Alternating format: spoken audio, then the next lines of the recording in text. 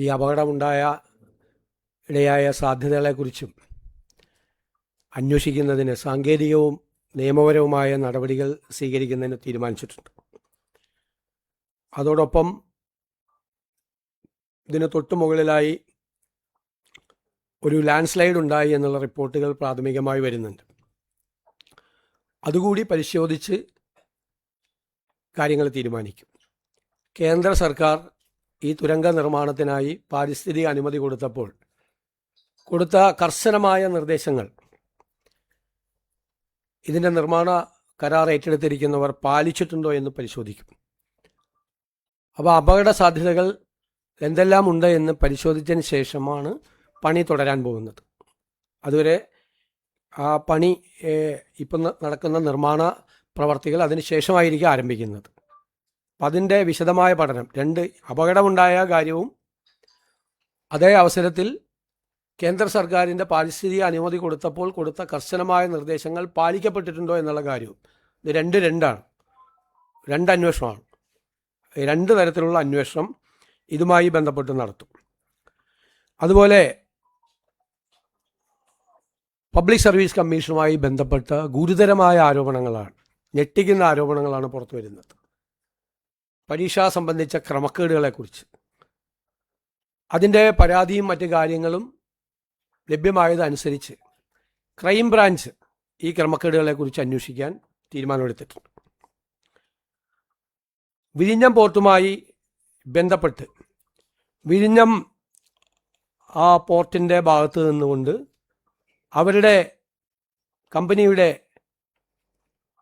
ഷെയറുകൾ 49% MSC എന്ന് പറയുന്ന കമ്പനിക്ക്, മെഡിറ്ററേനിയൻ ഷിപ്പിംഗ് കമ്പനിക്ക് കൊടുക്കുന്നതിനെക്കുറിച്ചുള്ള മുൻകൂർ അനുമതി വാങ്ങിക്കണം എന്നുള്ള കത്ത് കിട്ടിയത് മന്ത്രിസഭാ യോഗം ചർച്ച ചെയ്യുകയും ഇത് പരിശോധിക്കാൻ ഇതിൻ്റെ കൺസെഷൻ എഗ്രിമെൻറ്റും കേരളത്തിൻ്റെ താല്പര്യങ്ങളും പരിശോധിച്ച് നിയമപരമായ കാര്യങ്ങൾ പരിശോധിച്ച് നിർദ്ദേശം നൽകാൻ ഇപ്പോൾ തന്നെ നേരത്തെ തന്നെ രൂപീകരിക്കപ്പെട്ടിട്ടുള്ള വിഴിഞ്ഞം പോർട്ടുമായി ബന്ധപ്പെട്ട് രൂപീകരിക്കപ്പെട്ടിട്ടുള്ള എംപവേർഡ് കമ്മിറ്റിക്ക് ചീഫ് സെക്രട്ടറി അധ്യക്ഷനായിട്ടുള്ള എംപവേർഡ് കമ്മിറ്റിയെ ചുമതലപ്പെടുത്തി. ആ എംപവേർഡ് കമ്മിറ്റിയുടെ തീരുമാനം വീണ്ടും മന്ത്രിസഭ അത് പരിശോധിക്കും. കേരളത്തിൻ്റെ ഒരു താല്പര്യവും ബലീകരിച്ചുകൊണ്ടുള്ള ഒരു തീരുമാനവും സംസ്ഥാന സർക്കാർ എടുക്കില്ല എന്ന തീരുമാനം കൂടി എടുത്തിട്ടുണ്ട്. പിന്നെ നമുക്ക് സുപ്രീം കോടതിയിലെ സീനിയർ സ്റ്റാൻഡിംഗ് കോൺസൽമാരെയും ഹൈക്കോടതിയിലേക്കുള്ള കുറച്ചുകൂടി സ്പെഷ്യൽ ഗവൺമെൻറ് പ്ലീഡർമാരെയും സീനിയർ ഗവൺമെൻറ് പ്ലീഡർമാരെയും നിയമിച്ചിട്ടുണ്ട്. 100 ദിവസത്തെ പരിപാടി അടക്കമുള്ള കാര്യങ്ങൾ കോർഡിനേറ്റ് ചെയ്യുന്നതിന് വേണ്ടി മുഖ്യമന്ത്രിയുടെ ഓഫീസിലും CS-ൻ്റെ ചീഫ് സെക്രട്ടറിയുടെ ഓഫീസിലും ഒരു പ്രോഗ്രാം മാനേജ്മെൻറ്റ് കോർഡിനേഷന് വേണ്ടിയിട്ടുള്ള പ്രത്യേകമായ സംവിധാനം ഏർപ്പെടുത്തിയിട്ടുണ്ട്.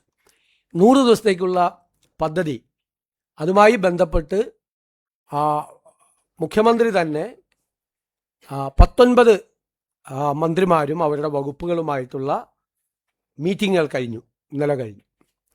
അപ്പോൾ അത് സമയബന്ധിതമായി ആ പദ്ധതി പൂർത്തിയാക്കുന്നതിന് വേണ്ടിയിട്ടും ആ പദ്ധതി നിരീക്ഷിക്കുന്നതിന് വേണ്ടിയിട്ടും ഒരു ഓപ്പൺ പോർട്ടൽ, അതായത് മാധ്യമങ്ങൾക്കും പൊതുസമൂഹത്തിനും പരിശോധിക്കാൻ കഴിയാവുന്ന തരത്തിലുള്ള ഓപ്പൺ പോർട്ടൽ, ഓരോ ഡിപ്പാർട്ട്മെൻറ്റിൻ്റെയും 100 ദിവസത്തെ പദ്ധതികൾ, അതിൻ്റെ പുരോഗതി. അപ്പോൾ അത് അവിടെ കളർ കോഡാണ് കൊടുത്തിരിക്കുന്നത്.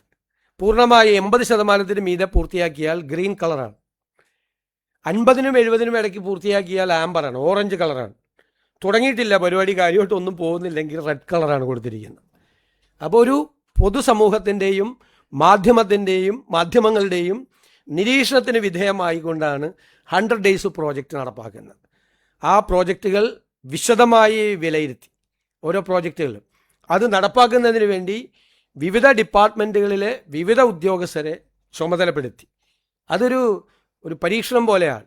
ഏറ്റവും ഭംഗിയായി ഫോളോ അപ്പ് ചെയ്ത് ഏറ്റവും കൃത്യമായി 100 ദിവസത്തിനുള്ളിൽ ഈ പദ്ധതികൾ മുഴുവൻ പൂർത്തിയാക്കാൻ വേണ്ടിയിട്ടുള്ള വലിയൊരു ശ്രമമാണ് അത് ആരംഭിച്ചിട്ടുള്ളത്. അപ്പം നിങ്ങൾക്കും മാധ്യമങ്ങൾക്കും അതിൻ്റെ പീരിയോഡിക്കലായിട്ടുള്ള പ്രോഗ്രസ് റിപ്പോർട്ട് ചെയ്യാനും എന്താണ് ഓരോ ഡിപ്പാർട്ട്മെൻറ്റും നടക്കുന്നതെന്നും മനസ്സിലാക്കാൻ വേണ്ടിയിട്ടുള്ള ആദ്യമായിട്ടാണ് ഇന്ത്യയിൽ ഇങ്ങനെ ഒരു സംവിധാനം ഒരു സംസ്ഥാനത്ത് ചെയ്യുന്നത്.